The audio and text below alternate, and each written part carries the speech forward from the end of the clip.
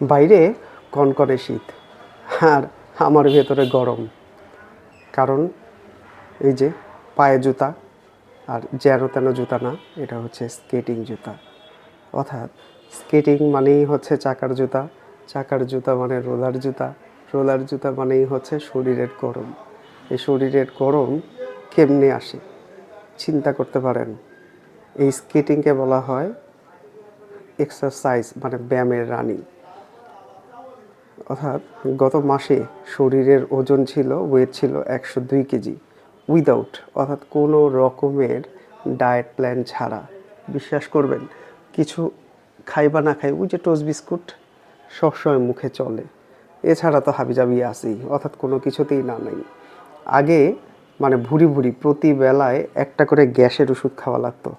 আমার পেটের অবস্থা এত খারাপ ছিল, অর্থাৎ গ্যাসের যে অবস্থা, আসলে লিভার যেটাকে বলা হয়, অর্থাৎ লিভারের অবস্থা এতটাই খারাপ ছিল, এতটাই চর্বিযুক্ত ছিল যে সামান্য পানি খেলেও মানে পেট ফুলে যেত আর গ্যাস চাপ দিত প্রচুর পরিমাণে। নিঃশ্বাস বন্ধ বন্ধ হওয়ার একটা উপক্রম ছিল। এটাকে সম্ভবত মনে হয় ডাক্তারি ভাষায় আইবিএস বলে, জানি না, যেটা হচ্ছে কি ফ্যাটি লিভার আর কি। তো 102 কেজি মুখের কথা না, অনেক। এই 102 কেজি যে ওয়েট, সেই ওয়েটটা সেই ওয়েটটা কমানো মুখের কথা না। অনেক অনেক ত্যাগ তিতিক্ষা করেও যখন সফলতার দ্বার প্রান্তে পৌঁছতে পারিনি, থ্যাঙ্কস টু আল্লাহ যে তিনি একদিন আমাকে আমাদের রায়েরবাজার বৈশাখী খেলার মাঠে নিয়ে যায়। সেখানে সুজন ভাই নামে একজন ভদ্রলোক আছেন। উনি কি করেন, স্কেটিং ভাড়া দেয়, অর্থাৎ 50 টাকার বিনিময়ে স্কেটিং চালানো যায় আধা ঘন্টা।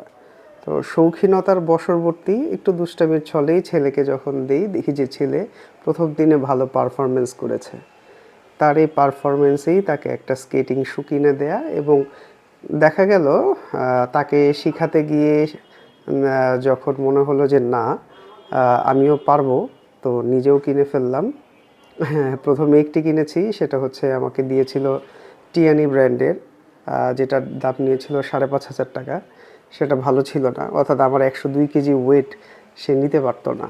সো তাই এই যে পরবর্তীতে এই যে ভাইপার, যেটার বাজার মূল্য 8,500 টাকা, মানে শৌখিনতা শৌখিনতার বশত, আবেগবশত উচ্ছ্বাসিত হয়ে কিনে ফেলা আর কি। তো এরপরে যা তাই, অর্থাৎ প্রথম 10 দিন বিশ্বাস করেন আমি মাটিতে পাড়া দিতে পারিনি। মানে এই যে এখন যেমন দাঁড়িয়ে আছি, কন্ট্রোল করতেছি, যে পিছনে যাচ্ছি, এই যে মানে তেমন একটা ভয় লাগছে না। প্রথম 10 দিন আমি পারিনি। তো 10 দিন আমি শুধুমাত্র যেটা করেছি সেটা হচ্ছে left right left, left right left, অর্থাৎ এই যে লেফট রাইট লেফট। এই জায়গাটা ঢালু, যার কারণে ভয় লাগছে, তারপর বুঝতেই পারছেন আমি অত পরিমাণে এক্সপার্ট না।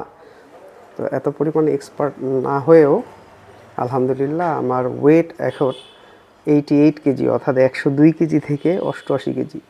আর এই যে 11তম দিনে আমি যেটা করেছিলাম সেটা হচ্ছে মাঠে গিয়েছিলাম। মাঠে গিয়ে ভেবেছিলাম পেরে গেছি। তো কি হয়েছে, আমার হাতে আমি আঘাত পাই। এরপরে হাত প্রায় 14 দিন লক হয়ে যায়। আর ওই যে আমরা যারা মোটা আছি তাদের জিবলাটাও হচ্ছে গিয়ে চর্বি দিয়ে মোটা হয়ে যায়, অর্থাৎ আমরা যা ইনকাম করি তার থেকে বেশি খেয়ে ফেলি।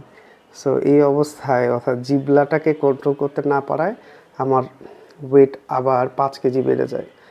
তো যাই হোক, আলহামদুলিল্লাহ গ্রামে যাই, গ্রামে গিয়ে একটু হাঁটাচলা করি, আর মাঝে মাঝে স্কেটিং করি, আছাড় খাই। তো এখন বর্তমানে আবার 3 থেকে 4 দিন যাবৎ হইল যে শুরু করেছি। তো আবার মেপে দেখি ওয়েট 88 কেজি, আলহামদুলিল্লাহ। তবে মজার বিষয় হচ্ছে আমি আপনাদের গেঞ্জি খুলে দেখাতে পাচ্ছি না, দেখাতে পারলে ভালো হতো, আপনারা বুঝতে পারতেন।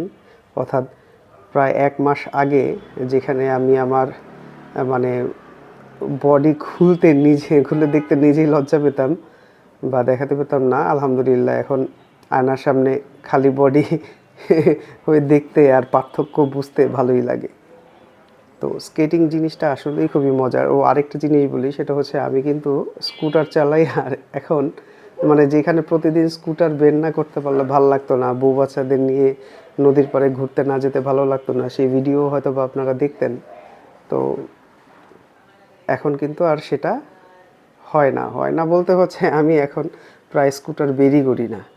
সপ্তাহে মানে শুধুমাত্র ব্যাটারিটাকে আর বাইকটাকে ভালো রাখার জন্য যেটা আর কি একটু বের হই আর কি, শুক্রবার তাও পারলে বের হই না।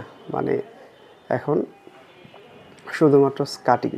কারণ আমার কাছে মনে হয় যারা স্কুটার চালায় বা হুন্ডা চালায়, বাইক চালায়, তাদের অটোমেটিকলি মানে কি বলবো, যেটা মেটাবলিজম অর্থাৎ আমাদের শরীরে যে নর্মাল প্রসেস, সেটা হচ্ছে ব্যাহত হয়, অলস হয়ে যায়। এই নিচে নামতে বা মুদির দোকানে যেতে বা এই কাছে এই 15 নাম্বার যেখানে 5 মিনিটে হেঁটে যাওয়ার রাস্তা, সেখানেও কিন্তু আমরা যেতে পারি না।